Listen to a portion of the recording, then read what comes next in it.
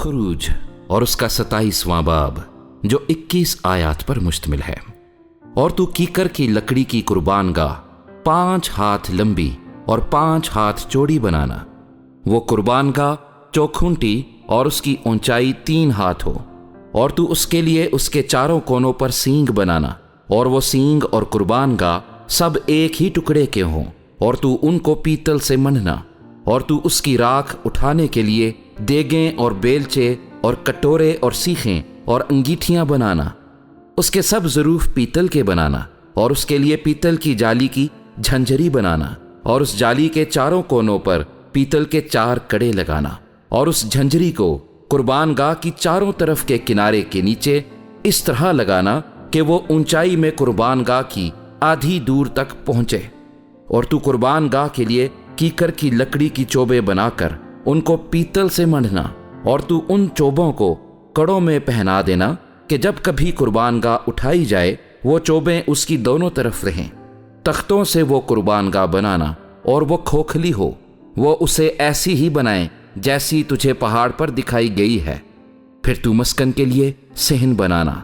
उस सहन की जनूबी समत के लिए बारीक बटे हुए कतान के पर्दे हों जो मिलाकर 100 हाथ लंबे हों, ये सब एक ही सिमत में हों, और उनके लिए 20 सतून बने, और सतूनों के लिए पीतल के 20 ही खाने बने, और इन सतूनों के कुंडे और पट्टियां चांदी की हों।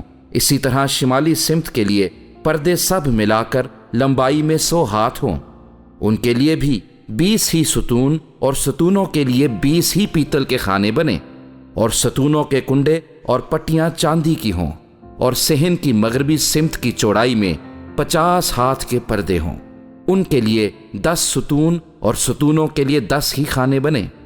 और मशरकी सिमत में सहन हो, और सहन के दरवाजे के एक पहलू के लिए 15 हाथ के पर्दे हों, जिनके लिए 3 सतून, और सतूनों के लिए 3 ही खाने बने।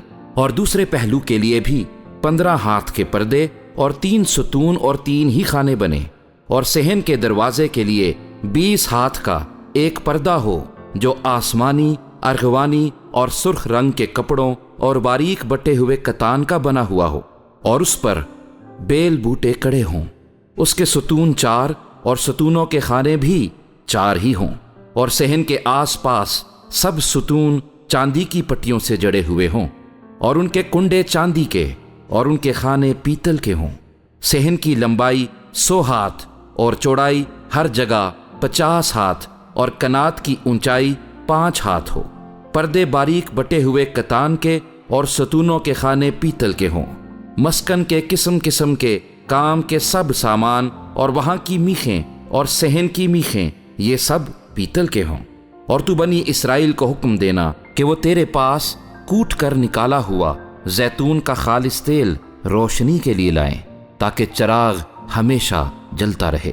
खैमा इज्तमा में उस पर्दे के बाहर जो शहादत के संदूक के सामने होगा, हारून और उसके बेटे शाम से सुबह तक शमादान को खुदावंद के रूबरू आरास्ता रखें।